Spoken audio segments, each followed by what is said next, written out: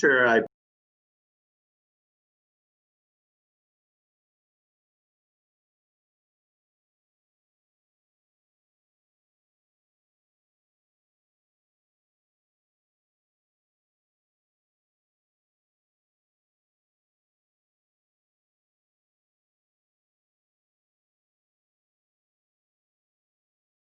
Joseph Norby, I just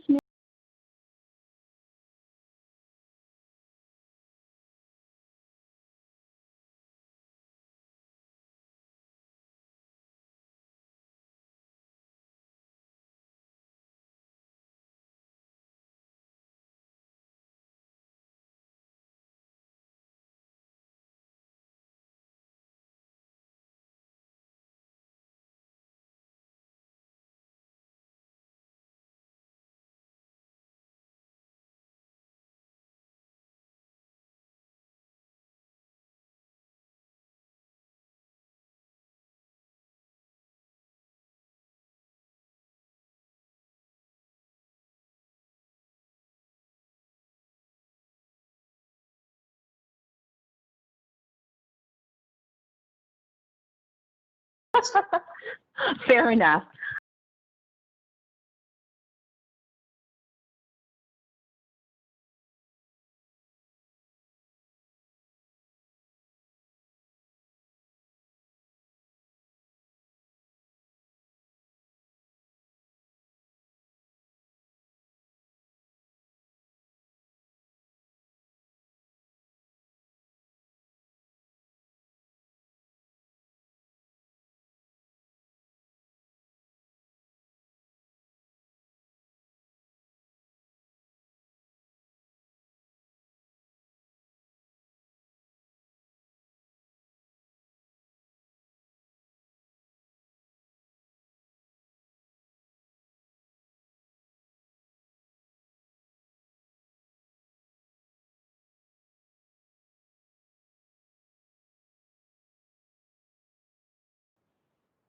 I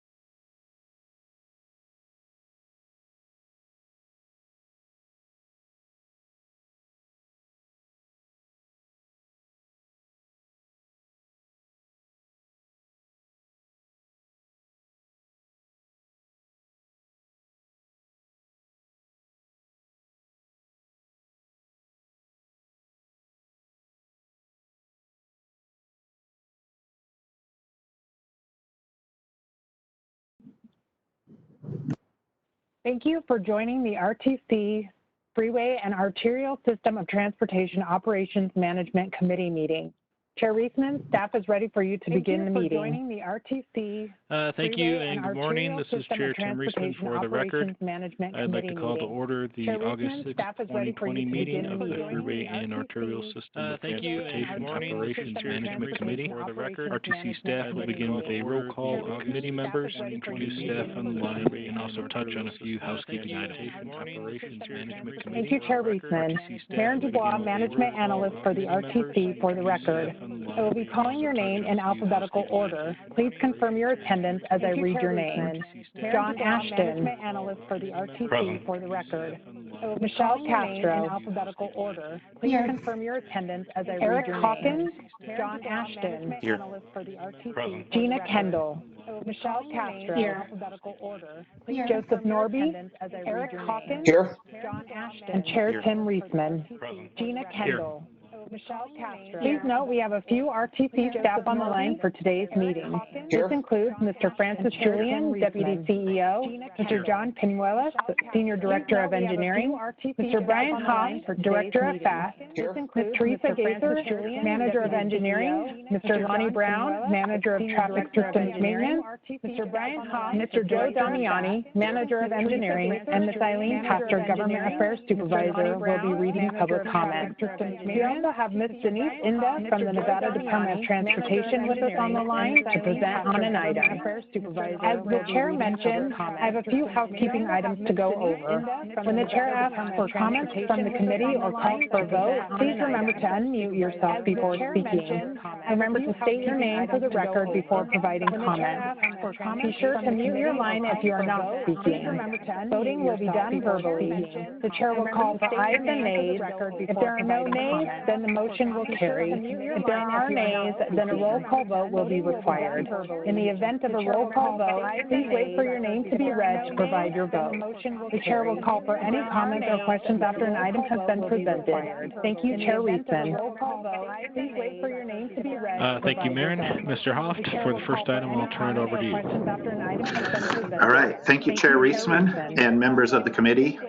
Ryan Hoft, RTC Director of FAST, for the record. The first item on the agenda is to conduct the first citizens participation and members of the committee. On March 22nd, 2020, the State of Nevada Executive Department issued Declaration of Emergency Directive 006, which suspended the requirement to have a physical location for public meetings.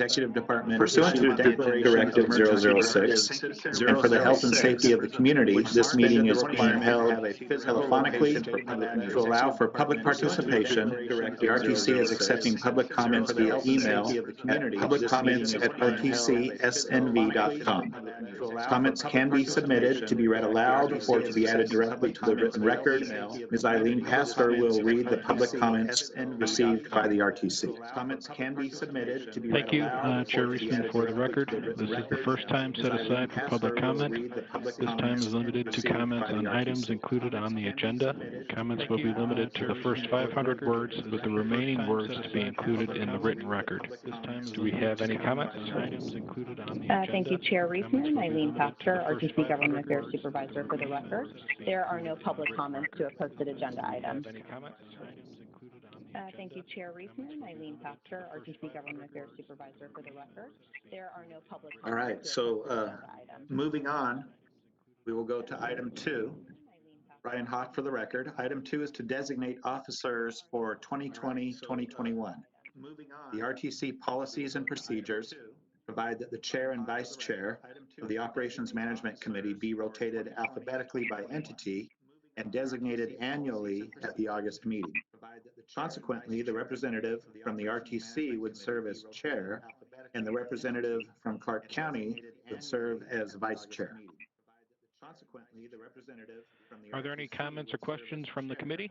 And the representative from Clark County. If there are no questions or comments, do we have a motion on the floor to designate the representatives from the RTC as chair and Clark County as vice chair?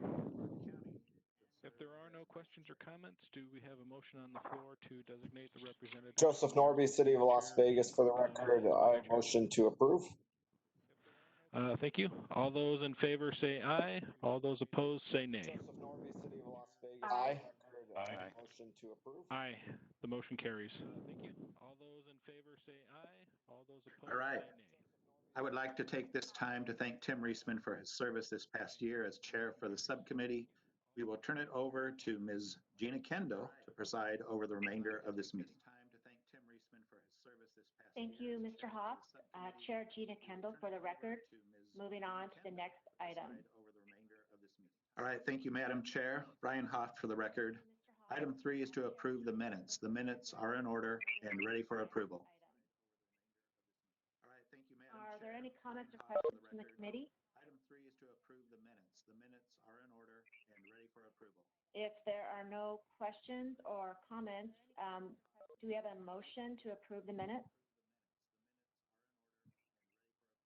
If there are no questions. Joseph Norby, City of Las Vegas for the record. Motion to approve the minutes from the last meeting. All those in favor say aye. Joseph Norby. Aye. City of Las Vegas for the record. Aye. Motion to approve the minutes from the last And meeting. all those opposed say nay. All those in favor say aye. The motion carries. Thank you, Mr. Hoff. Thank you. Excuse me, Gina, my apologies, Eileen Pastor for the record. If anyone has YouTube also open on their screen, if you can please close that immediately. My apologies, Eileen Pastor. Thank you. If anyone has YouTube. All right, I'm going to move on to item 4. Item 4 is to receive the FAST status, activity, and call status complaint reports. I will have Teresa Gazer, Manager of Engineering, provide report, and then she will hand it over to Lonnie Brown, Manager of Common Maintenance, to provide his report. Teresa Gazer, Manager of Engineering, provide report, and then she will hand it over to Lonnie Brown. Thank you, Mr. Hoff. This is Teresa Gazer for the record. To start off with, I will go through the current items for traffic engineering and operations. We have less than 20 controllers left on the I2 system that we have communication to and are programmed into the ATMS system. We have hired Sean Workman as a new traffic systems technician. This is a backfill position from the promotion of Luis Venezuela for the retirement of Chuck Podolensky earlier this year. FAST staff has been monitoring food distribution locations at casinos and schools and COVID testing sites across the valley. Staff has increased cycle lengths at intersections, interchanges, and on corridors as the traffic has increased in the valley. We have been monitoring these areas and are increasing the cycle lengths as needed. This is becoming daily, if not weekly, adjustments. Staff continues to plan upcoming events like the Raiders games and programming controllers for construction projects around the valley that are being installed with new intersections or modifications to existing intersections.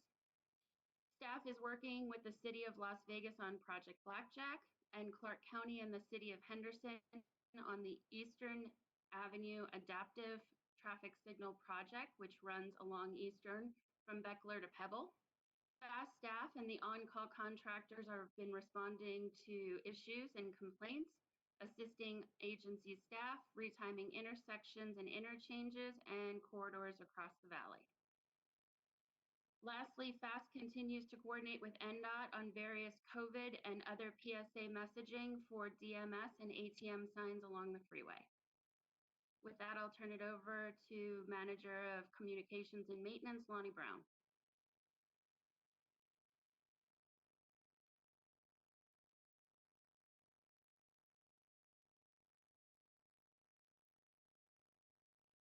Traffic comm system tech to fiber optic system maintenance supervisor. Carl Davis has moved from RTC facilities and is now our new fast traffic comm specialist. Start with the AMS side. AMS has brought several arterials onto our system. Charleston from Bruce to Mojave, Tropicana, Eastern to Maryland. Buffalo, Tropicana to Sahara, US 93, Buchanan to Veterans Memorial in Boulder City. We've included wireless communications where we can't get fiber, Eastern and Cairn, Hacienda, Cameron to Arville, and on Mountain Vista.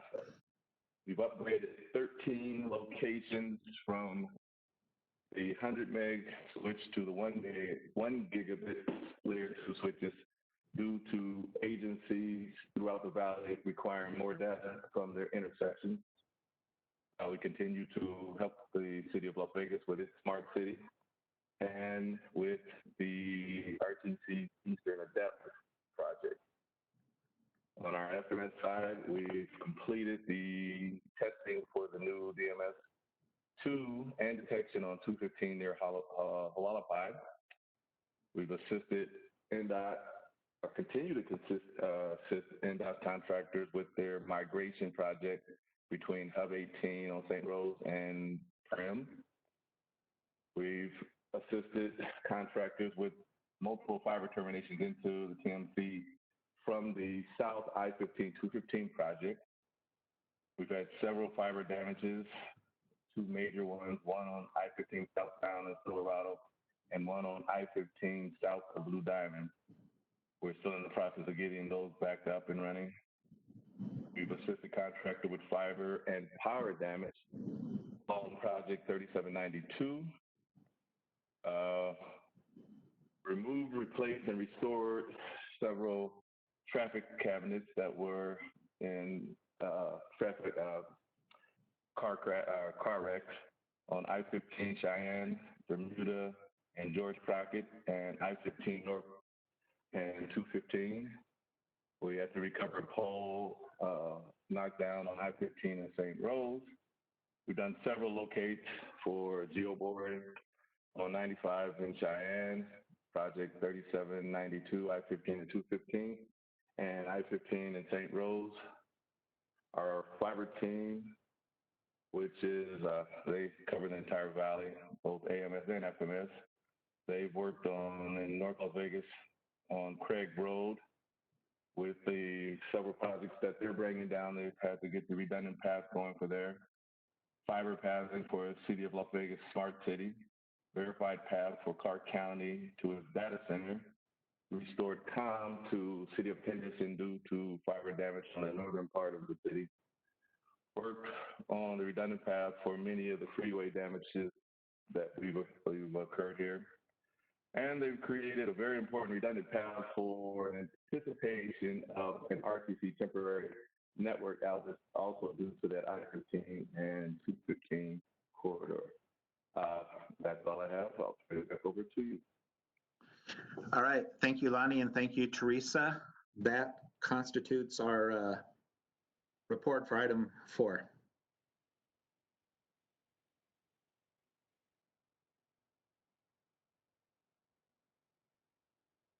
So I think it's back to Gina, correct? Oh, thank you. Can you hear me now? Sorry about that. Okay. Are there any comments or questions from the committee? If there are no questions or comments, we will move on to the next item. Mr. Hoff. All right. Item 5 is to receive the Nevada Department of Transportation FAST Intelligent Transportation System Operations Report performed as part of NDOT's contracts. Ms. Denise Inda from NDOT is here to provide the report. Ms. Inda. Good morning. Thank you, Brian. This is Denise Inda from NDOT for the record. You should have, well, as part of the package, there is the NDOT update for our report. It's now showing on the screen so you can see that. I'm just going to pull out a couple of the highlights, and then if anyone has any questions or comments, please feel free to speak up. So moving forward, NEON, of course, is still continuing. We have the adaptive lighting study and a pilot project moving forward. Those documents are out and under review now, so we're making progress on that. And we'll be putting a couple of urban pilot project out, and then a rural project out to sort of test out what has been identified. Wrong Way Driver program and project is moving forward. I'm very pleased to say that we submitted our first semi-annual report to FHWA this week. We are required to provide progress reports on the related to the approval for experimentation to use the red RRFB. So that's moving forward statewide. We've just launched a campaign for DMS safety related messages. In this report, it says that we'll be doing it soon, but it actually happened this week. We've got a website up with all of the information and the way to submit messages. What we're looking for is public input on creative safety related messages that we can then post on the DMS around the state in conjunction with our regular safety related messages. Then I wanted to highlight that the NDOT FAST operations agreement has been amended. A big part of that amendment was including all of the additional devices that have been added on to the system, and then of course increasing compensation for FAST for all of the work that they're doing. So that was a big lift that Brian and his staff worked on in conjunction with traffic operations staff. And so I'm really happy that that has moved forward. We included a request in the fiscal year 21 budget to cover these increased costs, and that funding has been allocated, and we'll just be working to with FAST to continue operations and those kinds of things. And then the last thing I wanted to mention was just an update on the advanced signal warning systems project. We've got the guidance in place, and now traffic operations, we've received funding allocation in the fiscal year 21 budget. We'll be moving forward with what we call 3 quote projects, and to put out smaller projects that are smaller projects for a limited amount of money to change and update the advanced signal warning signage or flashers, whatever might be needed in a specific area. We're doing spot locations if there's just one signal that's effective, or if appropriate, if there are multiple signals that need to be updated, the signs need to be updated for this new guidance to align with the new guidance. We'll be doing that on a corridor because we don't want to make change on one intersection only if there's actually 2 or 3 along a specific corridor. Because if you recall, the whole purpose of this is to align our activities, our advanced warning activities at signalized intersections with the MUTCD to provide the best kind of information to drivers so that they can get through an intersection in the safest way possible. So those are the things I wanted to highlight today. If anyone has comments or questions, please speak up and I'm happy to address them or get you information after the meeting if I don't have the answer right now. Thank you. Great, thank you, Denise. Are there any comments or questions from the committee?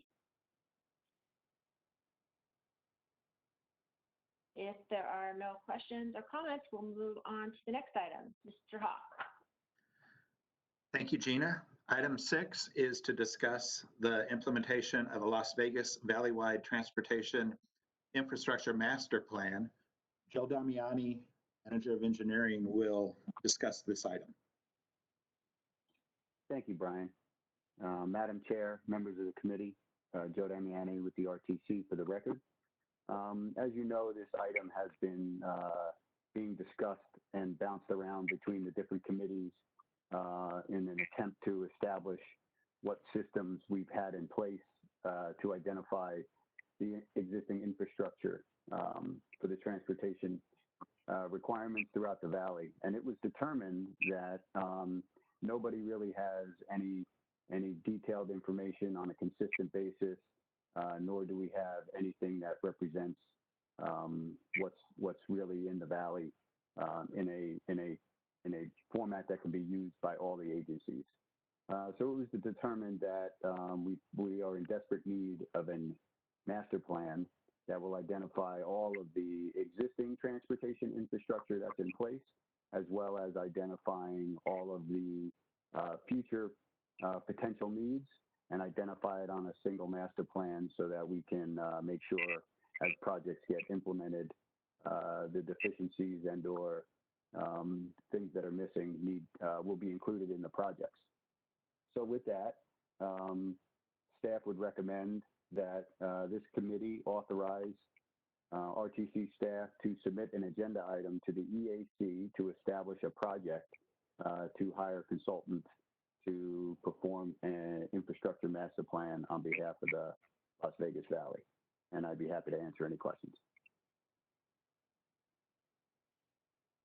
Thanks, Joe. Are there any comments or questions from the committee? If there are no questions, do we have a motion to approve the staff's recommendation?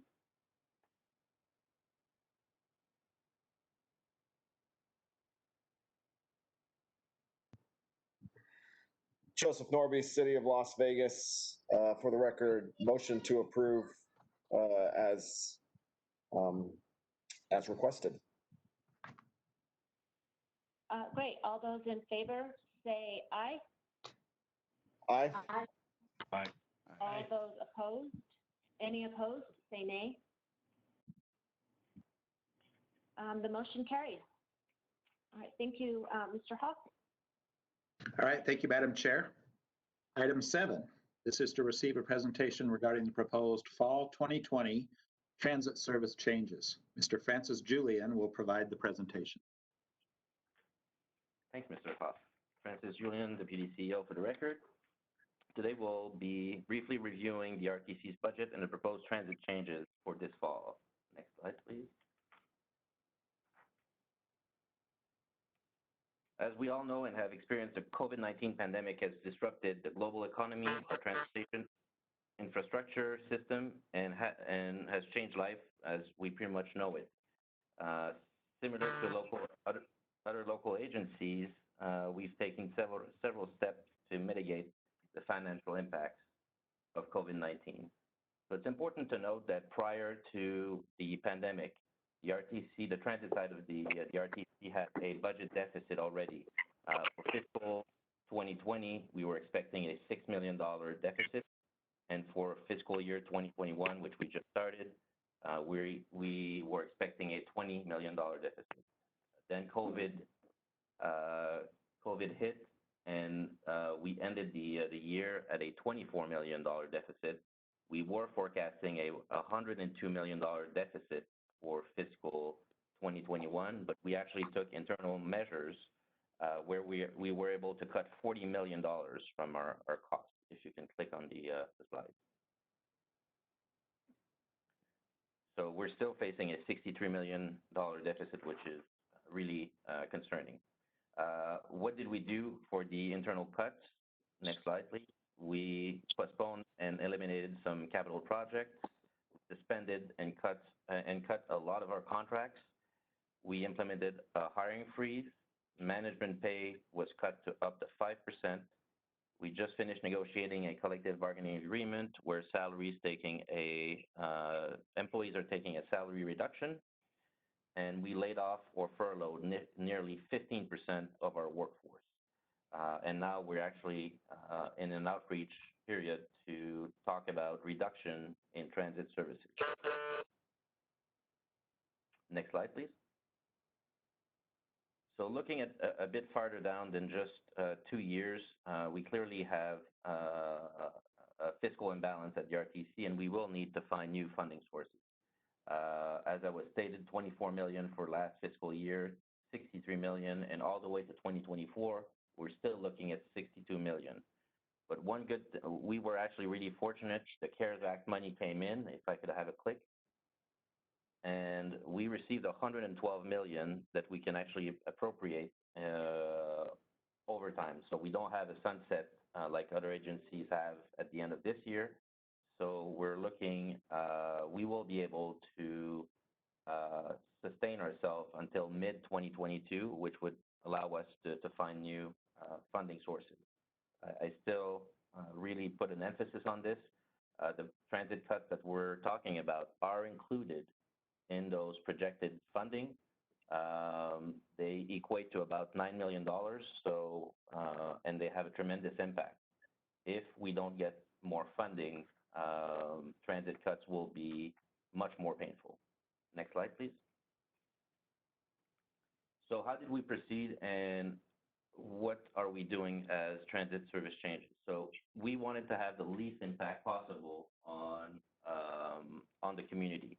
So all the decisions that were made were either overlaying routes or eliminating some routes where customers had options. So we actually did not contract the service area of our mobility ecosystem. So we have actually 3 buckets. So there's routes that are going to be completely cut. We will have some route adjustments and some frequency adjustments. Next slide, please.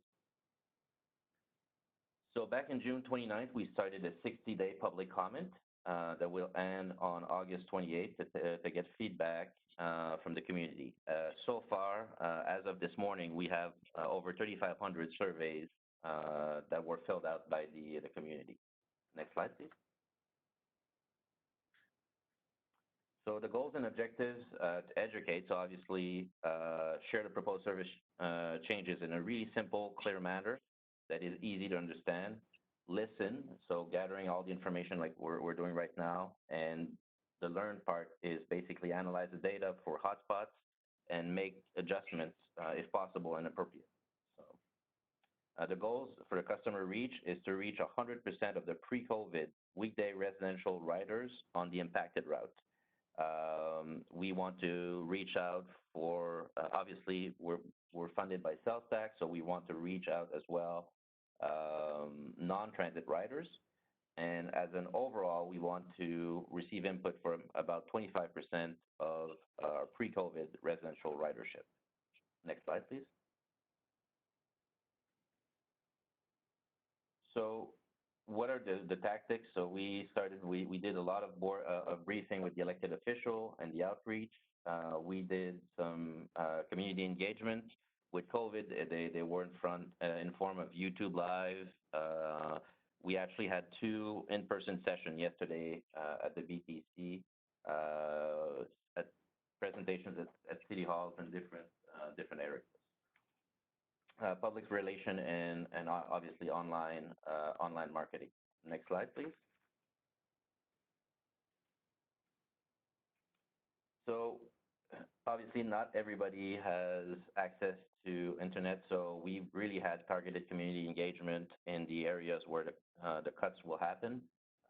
So from postcards to door mailers and in-person activities in those areas, and obviously with social media, we really targeted the customers. Use our internal tools like the email blast that we have, the Wi-Fi on board, to advise passengers, and obviously in each vehicle we have tear-down sheets on all vehicles to explain the changes. Next slide, please. So let's go in the specifics of what those changes are. Next slide. So Route 104, this is a change that would actually have occurred irregardless with the opening of the Harmon Bridge, I believe it was last week. It's just natural to put the Route 104, which is Valley View, on Valley View, to remain on Valley View. Historically, it was on Arville, just across that the Armand section. So it's just going to be a more natural straight path to the route. Next slide, please. Route 122, which is Maryland Parkway, Horizon Ridge, and Henderson. This was the least performant route in our system for our standards. Our standards are boarding per revenue hours. It was not meeting the boardings per revenue hours for a half-hour frequency route. So we're actually moving that route to an hour frequency. And with our current ridership, it will easily meet the RTC standards. Next slide, please.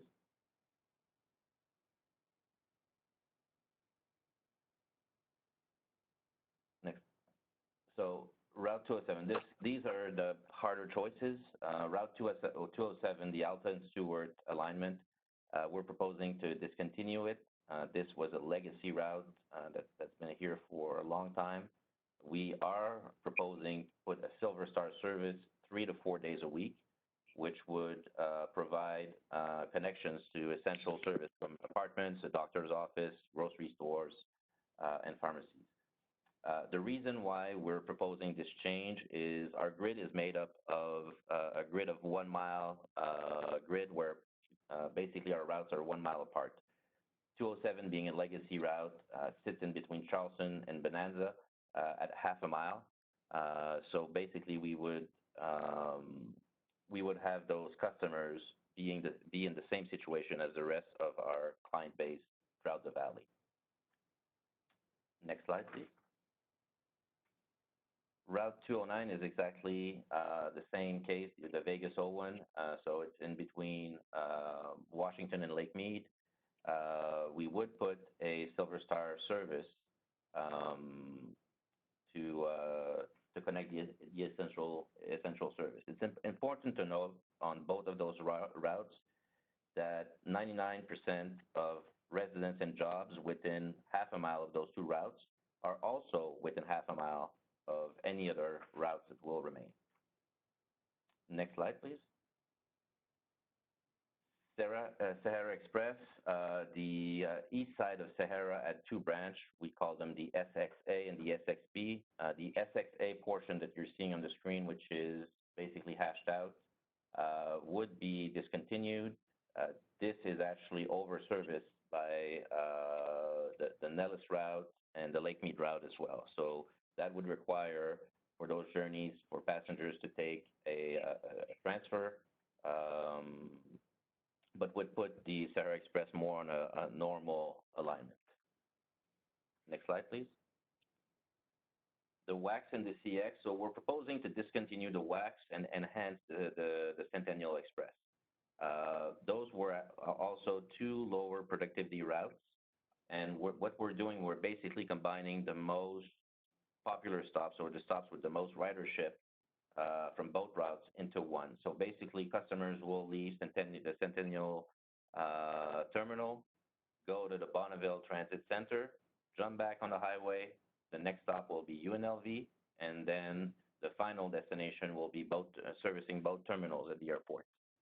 We believe that actually this will become a quite popular route just by the sheer speed of it.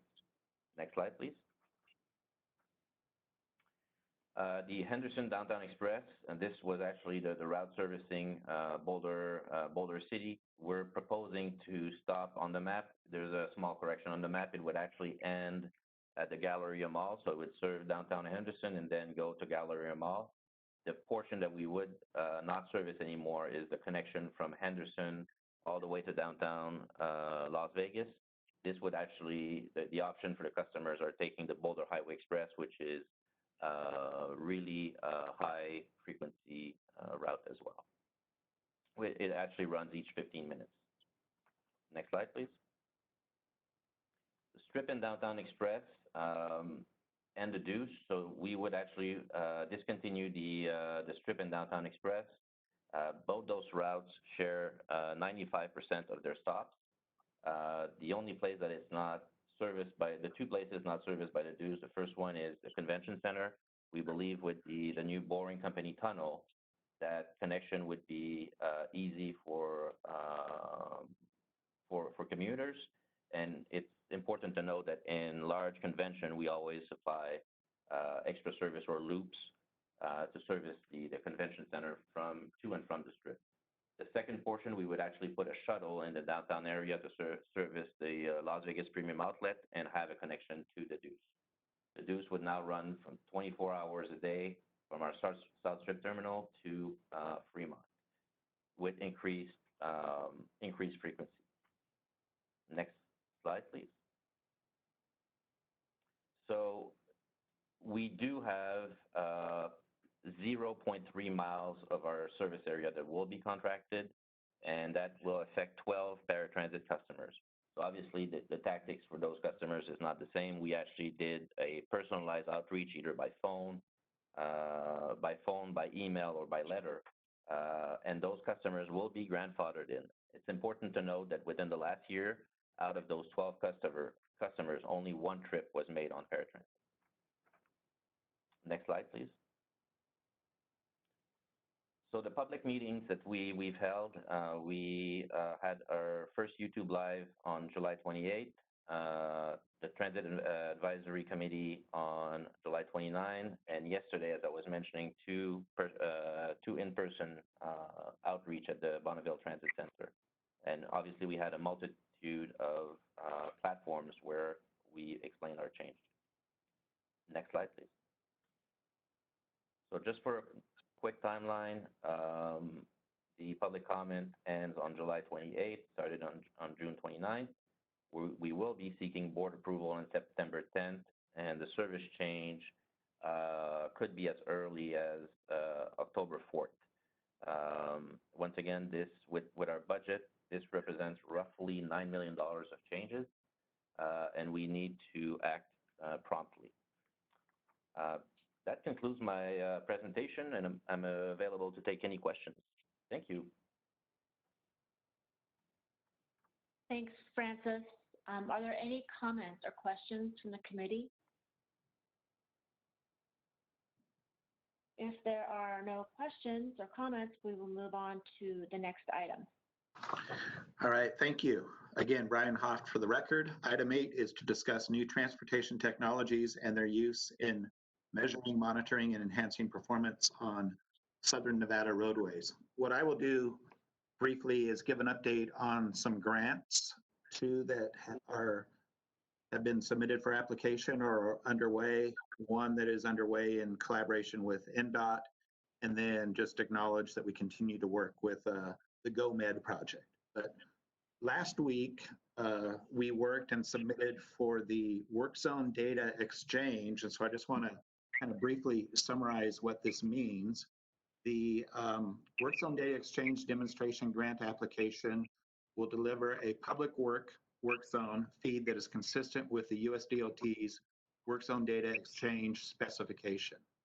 Now, we as a community understand how important it is to provide drivers with up-to-date information about the dynamic conditions occurring on roads, in particular construction events. Over the past few years, we have developed a work zone ITS specification that has been incorporated into local standards with devices in the field delivering real-time information. Work zone related data is currently collected by the RTC from various sources, but a lack of common data standards and organizing mechanisms make it difficult and costly for third parties to access and use the data sets to convey driving conditions in real time. And that's just kind of a common theme with a lot of the technology, the different devices, the apps, the cloud provides a lot of data, but to merge that together into something that's common and more readily usable is what we're looking to achieve here. The USDOT on this grant is providing a total of $2.4 million in funding. They will award up to 12 grants.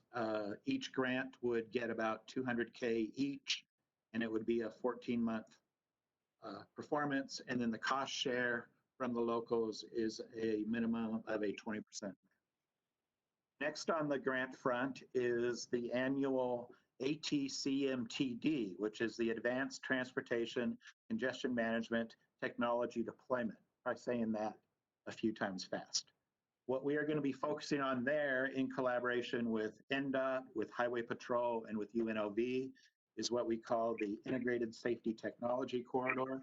The proposal here is to expand and potentially deploy on a common corridor some of the devices that have been recently launched, such as the gantry system on I-15 and US 95 as part of Project Neon, the wrong-way driver systems, the strategic traffic monitoring sites, vehicle occupancy detection for the HOV lanes, and possibly a few other things.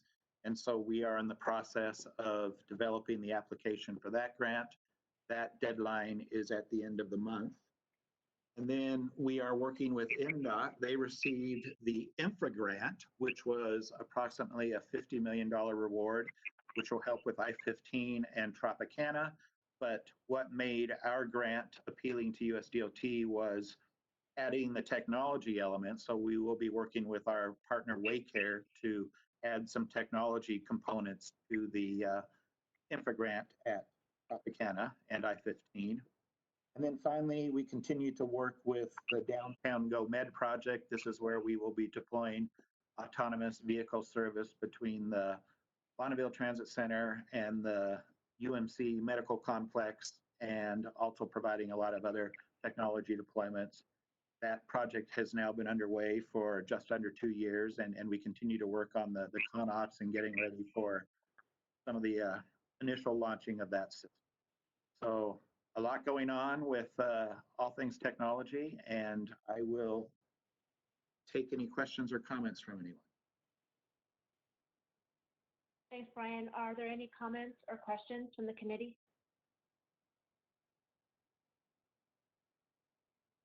If there are no questions or comments, we can move on to the next item. All right, item 9 is to discuss topics of interest.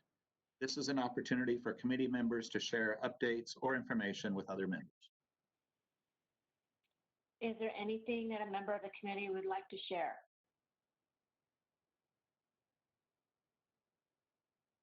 If there are no questions or comments, we can move on to the next item. All right, item 10. Thank you, Madam Chair. Ryan Hoft for the record. The last item on the agenda is the final citizens participation. This is the second time set aside for public comment. Just a reminder that comments will be limited to the first 500 words, with the remaining words to be included in the written record. Do we have any comments? Thank you, Madam Chair. Again, Eileen Pastor for the record, and there are no public comments. Thank you. If there are no additional comments, I can close this item and the meeting is adjourned. Thanks, everyone.